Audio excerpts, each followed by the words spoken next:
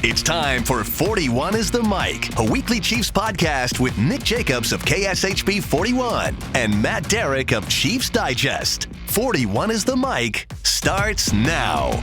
Welcome, everyone. The Chiefs are in camp, and we are here to talk about day one arriving.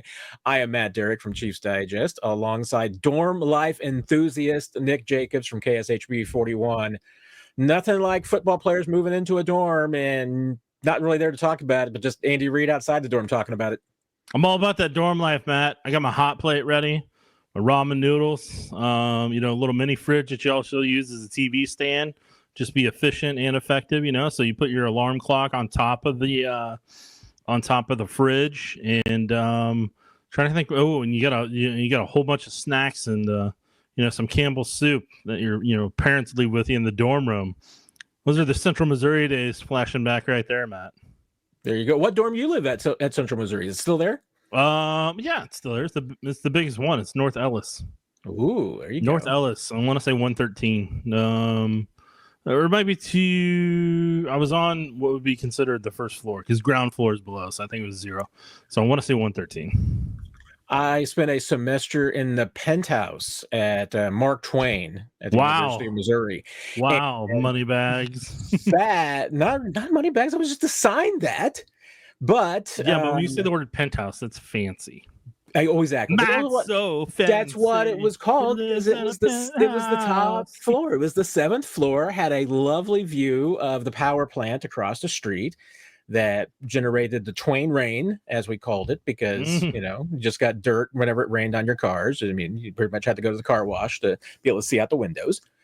And I took 2 years at Wolpers Wolfpack. There you go. Woodson. I guess we were the Woodson Wolfpack. That was our floor, but Woodson Wolfpack, intramural flag football champions. Thank you very much. I was your center.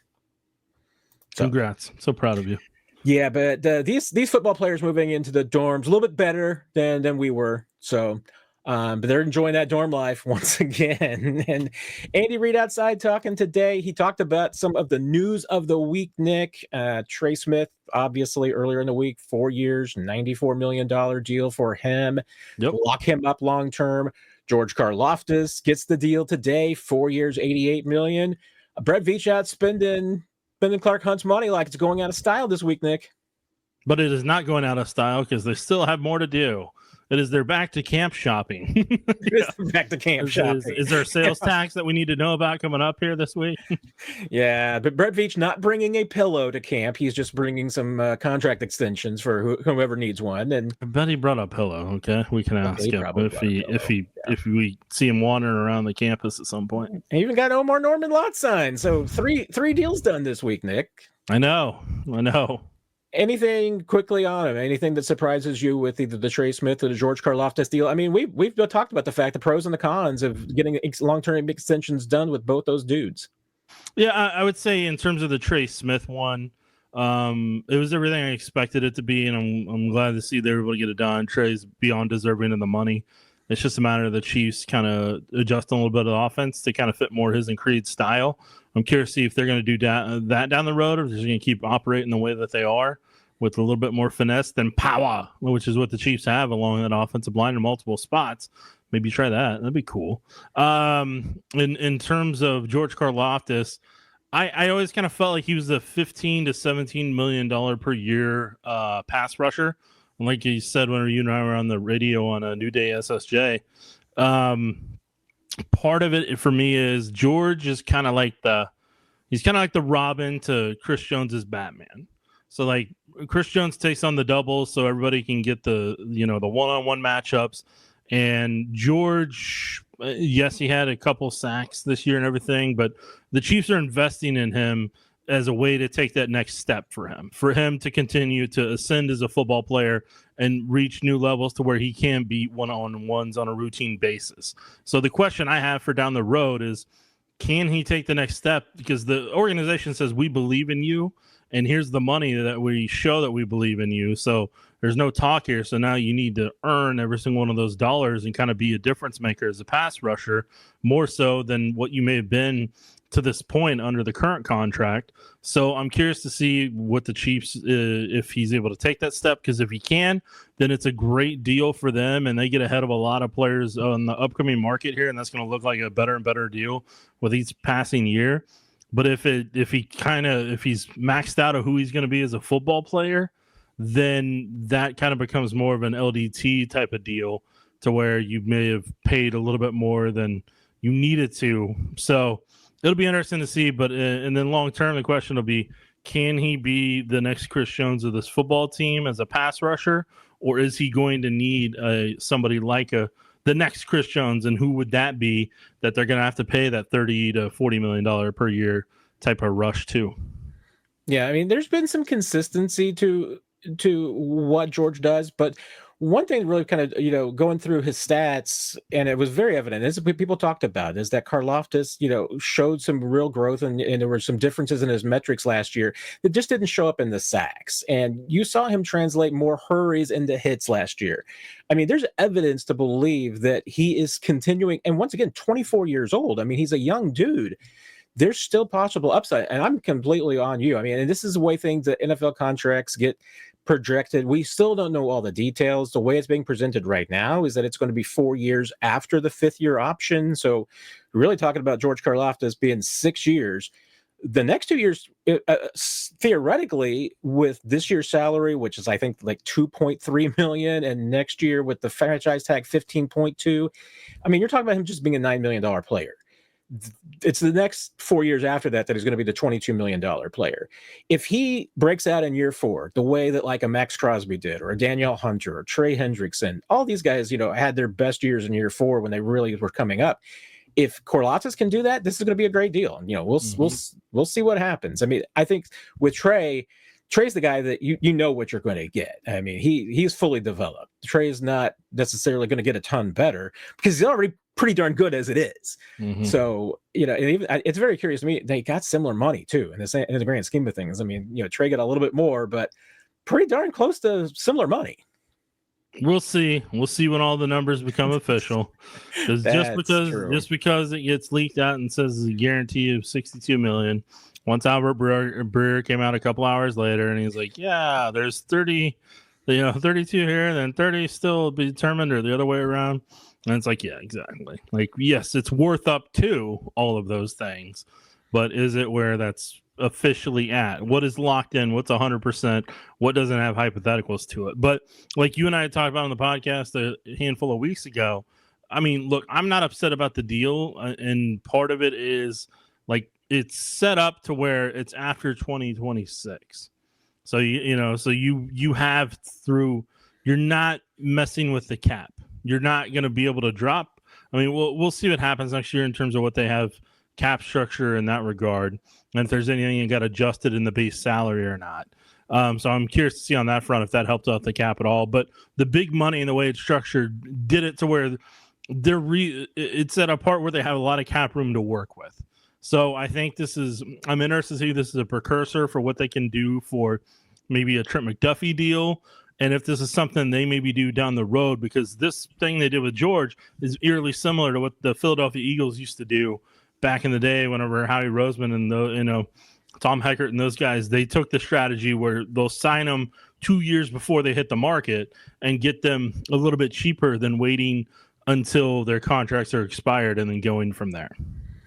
Yeah, and obviously it's a very similar situation with Trent McDuffie. Trent McDuffie is going to be incredibly cheap for the next 2 years, even though, I mean, he has more accolades than George Karlaftis. He was drafted ahead of George Karlaftis in the same draft, but because of the vagaries of especially the NFL's 5th year option and how it is structured, George Karlaftis already was going to make more money in the next 2 years than Trent McDuffie.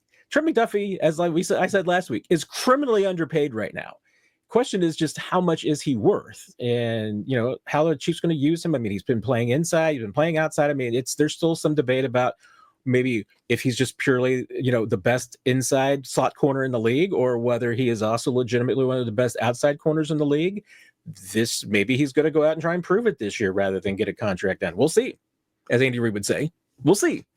Yeah, and I wouldn't take the Sauce Gardner $30 million per year, because when you start breaking that down, that number is actually, for the most part, and per year and kind of how it all structured, it's a lot more like J.C. Horn and Patrick Surtain's deal than it is top of the market. It's just they were able to stretch the contract out a little bit more and use it to flex a little bit more when it's not the $30 million average per year. It's made to look like that, but it's not the reality of what it actually is. Because Derek Stingley is basically, in the real world, Derek Stingley is basically $5 million per year apart from everybody else right now. So he's on his own island. So it's a matter of if Trent McDuffie's agent can convince the NFL that his client's above 25, or is he right there with the Patrick Surtains and J.C. Horns of the world at 25 and Sauce Gardners? Yeah, there's going to be some negotiating to be going, and they're actually, as much as the Chiefs would love to get something done, I mean, Trent McDuffie's under control for the next 2 years, potentially 3 with a franchise tag. So these things, as we know in the past, they don't always go as quickly as the George Karlaftis deal did. Maybe there's going to be something done, and the head thief of the night's going to get it done, and McDuffie will be signed soon. It also wouldn't surprise me if this dragged on for a while. So Andy Reid did talk briefly today about the other news of the week, since the Chiefs could not just avoid breaking all sorts of news in the past week heading into training camp. Rashee Rice pleads guilty to 2 third-degree felony charges. He gets 5 years of deferred probation, which, if he follows all the rules, would essentially erase this whole thing. And he does have 30 days of jail time. Question now is, what does the NFL and Commissioner Roger Goodell do with this information? What type of suspension will be handed down? Rashee Rice will be practicing. He will be available all through camp. Any suspension that he gets won't affect that. But Andy Reid even was like, nope, haven't had any conversations, doesn't know when or if and what would be the suspension for Rashee Rice coming down. What did you think when you heard of everything on Thursday, Nick? I was impressed at how under the wraps they kept everything. Because, I mean, people were checking daily, including you and I, just keeping tabs on, if a court date had been set for the criminal aspect of it, and just continually looking at that. And then for it to just drop the way that it did, with barely a couple hours notice, and most of the Dallas-Fort Worth stations being the only ones that kind of seemed to be in the right place at the right time whenever it was going on outside the courtroom there to get some sound bites and everything. So I mean, look, they did what they had to keep it under the radar, to keep a lot of media attention from showing up there from outside the Fort Worth area. And I mean, what's interesting about it is, with the potential 30 days of jail, part of me kind of thinks that if, depending on his suspension, it would be pretty easy to serve those 30 days during a suspension from the NFL. And then that's done. That's out of the way in that regard. And then, from a contract perspective, you're looking at for Rice down the road, like, in an ideal world, it's that choice he made in his life he can move forward from. And in the grand scheme of it, and this is the thing I continually think about throughout the entire thing from a non-football perspective, is like, the greatest part of it all is that nobody got life-changing hurt from it, to where, like, they can't, function in the same way that they could before. Like, they can't, they can't live life for the most part in the same way before, or if anybody had actually been truly hurt, or something worse had happened. So, I mean, that's what everybody, I think that's what I hope Rice realizes and is thankful for more than anything else, is that the decision that he made didn't alter anybody else's life forever, physically. And so, I mean, that's the thing that I continually make sure that I remind myself of every time, the story comes up or something, is just kind of what's at stake overall, not just from a football perspective or a football analysis perspective. So, I mean, hey, the Chiefs, I mean, it is what it is on that front. And I mean, that's going to alter some stuff, obviously, at the wide receiver position. If there ends up being an injury to somebody else, like then the Chiefs may have to figure something out. And then obviously with Justin Ross asking for his to be waived and everything, the Chiefs wide receiver room is going to adjust just a little bit. But that's part of what Juju Smith-Schuster being here, and that's part of what Jalen Royals draft is a piece of it. And then how many tight ends they have that are athletic. That's kind of them trying to help brace themselves for when the issue was going to be resolved. There was one little thing in the press release from the Dallas County prosecutor on the case that stood out to me, Nick, and because Rashee Rice has taken justifiably a lot of criticism for this, and as you mentioned, he's very fortunate that no one was seriously injured or killed in that accident, Right. And he should be regretting it every single day for the rest of his natural life.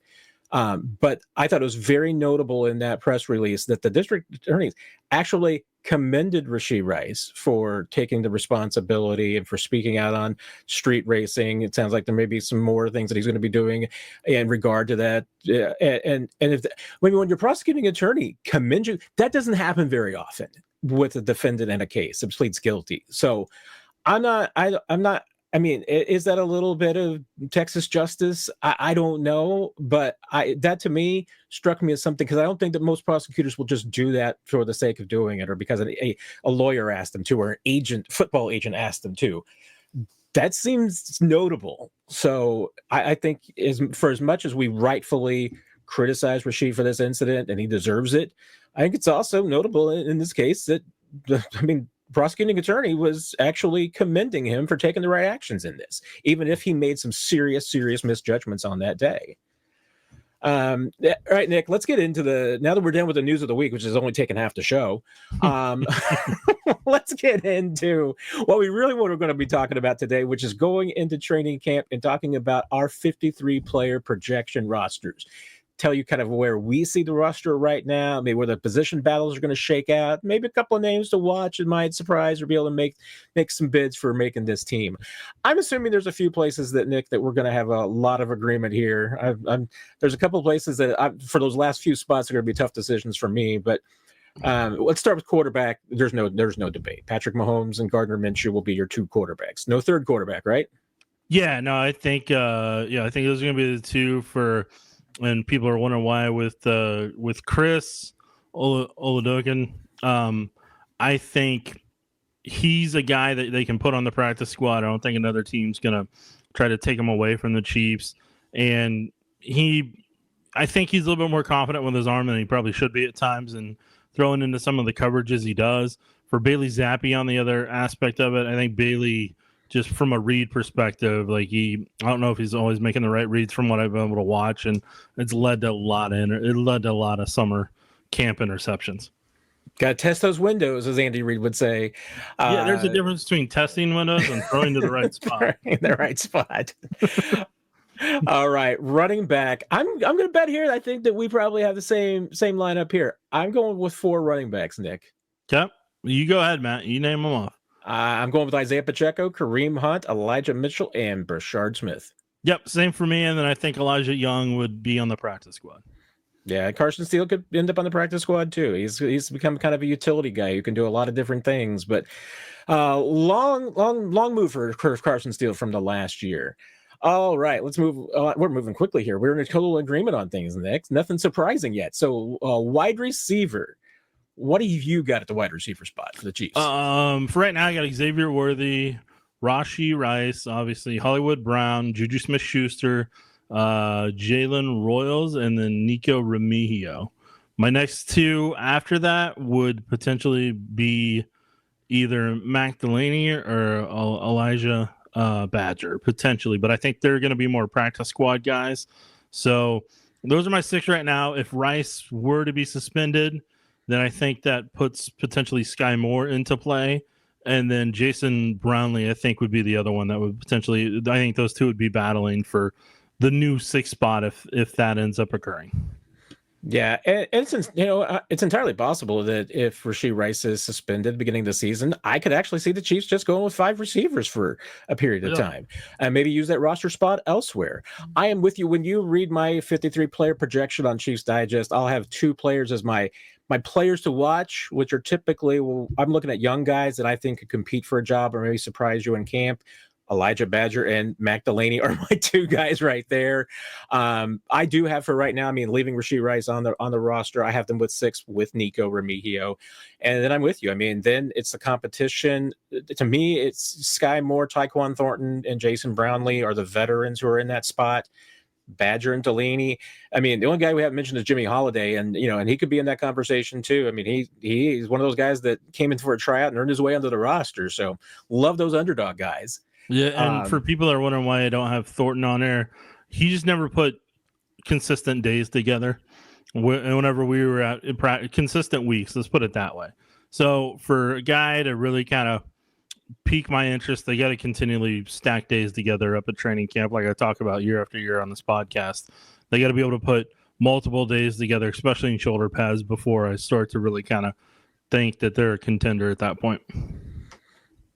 Moving on to the tight end, this is going to be the hardest one for me. It was the hardest one for this projection, and if everybody stays healthy and gets healthy, and there was a nugget that was kind of one of those not mentioned things from Andy Reid today.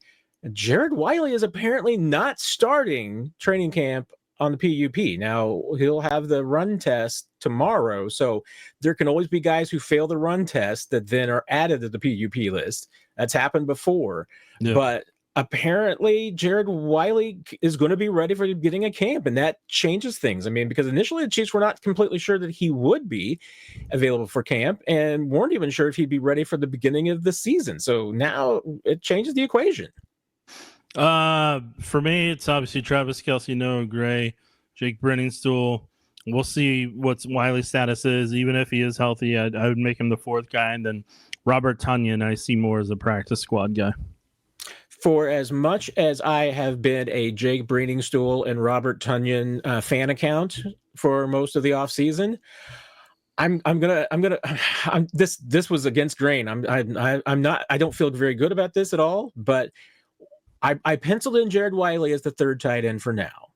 And I've got Brenningstool and Tonyan. Tonyan, the rare veteran in my player to watch. But it wouldn't surprise me if both or either of them made this roster. Wouldn't surprise me if Jared Wiley, the injury, if he's just not still there yet. There's a lot that's going on. It's going to be a good position of depth for the Chiefs, because I mean, if they've got guys like Brenningstool and Tonyan that can't make this team, they're going to be deeper at tight end than they were a year ago, last maybe 3 or 4 years. So that's a good thing to have that much depth. Trey Watson, one of those guys that is going to be starting on PUP. He's one of the guys that's in the mix for me, but he and Jokarius Spivey will not probably be battling too much for roster spots. There's too much competition ahead of them. All right, O-line. I'm going to start with the big question, Nick. How many offensive linemen are you keeping? 10 here. Okay, I think we probably have the same essentially starting lineup. I mean, I would be projecting at this point Simmons, Suamataia, Humphrey, Smith, and Taylor. Are we in sync so far? Yes. All right. Now, Jawan Taylor is starting on PUP as well, so he won't be available for the beginning of camp. But he had surgery, just cleanup surgery in the offseason. That was why he was limited. So I'm not expecting it to be a big deal. And Jawan and Andy Reid did say he was the closest of any of them coming off the PUP list. So he could be back fairly soon. All right. Backups. What have you got for your 5 backups, Nick? As of right now, Jalen Moore, Hunter Norzad, Mike Caliendo. We'll see on Caliendo. Juan Morris, I think that'll be up in the air. We'll see how he does. And then Ethan Driscoll. And then I got Essapol and Dalton Cooper on the practice squad for right now. It's once again, it's like we're copying each other's work, because I have the same. I copy nobody's work, Matt. We did not discuss this beforehand. We didn't talk about a single one of these. But I'm the exact same. I mean, my players to watch are Pole and Cooper. The same 5 backups, Chu Godric, CJ Hansen, Joey Lombard, they're in the mix, but CJ Hansen, I mean, was on the roster last year, but I just think he faces an uphill challenge this year, because I think there's guys that are ahead of him. All right, let's flip over. Oh, go ahead. I can see CJ on the practice squad potentially. Yeah, there's quite a few. I mean, there's some depth there. So there's some good practice squad candidates. Absolutely. All right. Defense, I think there's going to be a little bit of some mixes and differences here, because I'm not entirely confident with my defensive projection, because I think this is pretty difficult right now without kind of knowing some things about some of these guys that we just haven't seen, particularly in the pads yet. But defensive line, how many are you keeping on this one? 9. I'm 9 too. So, well, you better name them off, Matt. All right, the clock is winding down on us. I'm feeling pretty good about George Karlaftis, Chris Jones, Omar Norman Lott, Mike Danek, Charles Omenihu, Mike Pinnell, Felix Anadike Uzama, Ashton Gelati, and Jerry Tillery. Okay. So for me, I will have Chris Jones, Charles Omenihu, George Karlaftis, Mike Pinnell, Ashton Gelati, Omar Norman Lott, Mike Danek, Fabian Lovett, and Felix Anadike Uzama. With my practice squad guys being Izzard and Malik Herring right now. Yeah, Fabian Lovett is in that group to me because there's a bunch of guys that we just don't know a lot about because we haven't seen them. Janarius Robinson, the guy, is from the Raiders. Marlon Tuipulotu, who spent most of last season on the practice squad, been around, but we haven't even seen either one of those guys in a Chiefs uniform yet. So I guess Tuipulotu got a few call-ups at the end of the season, so maybe there's a few snaps in there. But we haven't seen Fabian Lovett since last year at training camp. So and because Izzard is a guy that I like as well. I mean, all 4 of those are my players Matt, to watch. stop tap dancing. You already said no to them. Come on, linebacker. I'm not saying no. I'm just saying they're going to be in. They're in the mix for me. Tap, tap, tap, tap, tap, tap, tap, dancing. All right. Linebacker actually has the last player that made my 53-player projection here. So I have 6, Nick. I got 5. All right. I think I know which 5 you're going with. My 6, Drew Tranquil, Nick Bolton, Leo Chanel, Jeffrey Bassa, Jack Cochran, and number 53, Brandon George. So I have obviously Bolton, Chanel, Tranquil, Bassa, and Brandon George. Those are my 5. That's what I figured. I figured you'd be leaving off Jack Cochran. Cam Jones, I'm curious to see if he can become number 6. And I'm intrigued by Cooper McDonald and Jack Cochran. I just think Bassa can potentially be his replacement.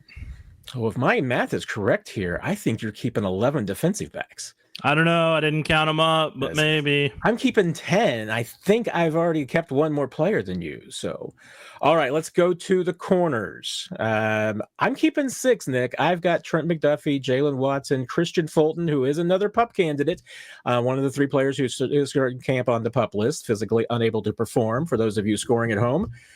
Joshua Williams, Nazeeh Johnson, and Noel Williams. I'm leaving off Chris Roland Wallace for now. He was number 54 for me. Okay, so I got Trent McDuffie, Jalen Watson, Christian Fulton, Noel Williams, Nazeeh Johnson, and Chris Roland Wallace. So and then you practice squad, I got Darius Smith and Covington potentially. You are keeping Roland Wallace and parting ways with Josh Williams. I think somebody will come in and try to do a trade personally. I think somebody be interested in a trade.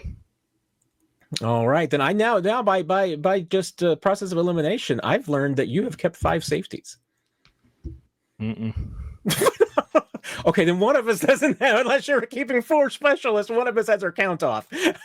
I don't need my count off. Maybe I'm keeping a roster spot open. Oh, there you go. You could. Chiefs do have a roster spot open. So, all right. I have 4 safeties, Brian Cook, Jaden Hicks, Chamari Connor, and in a close decision, Mike Edwards. Okay. I went Brian Cook, Jaden Hicks, Chamari Connor, and Major Williams. There you go. Major Williams isn't my players to watch mix. And then I got Deion Bush's practice squad right now. Yeah, that'd be a pretty good shot there. So, and then we have our specialists. Only one question mark here because I know we both have Harrison Butker and James Winchester. Question: Matt Ariza or Eddie Chaplitsky, Nick? You already know I've been Ariza the whole time. No matter how much you flirt with Eddie Chaplitsky in your analysis, I still got Matt Ariza.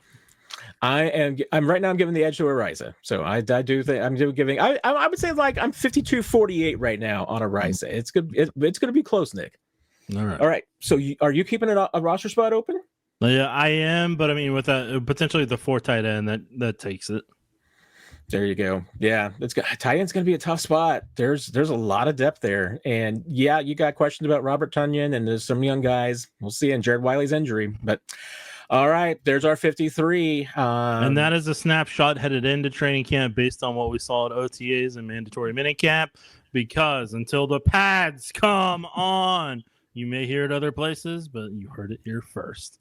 So until the pads come on, we will not definitively know on O-line, D-line, linebacker, and we get to see some other guys hit and pop some shoulder pads. So, but I do think for the most part, if you're asking, hey, who are the bubble players?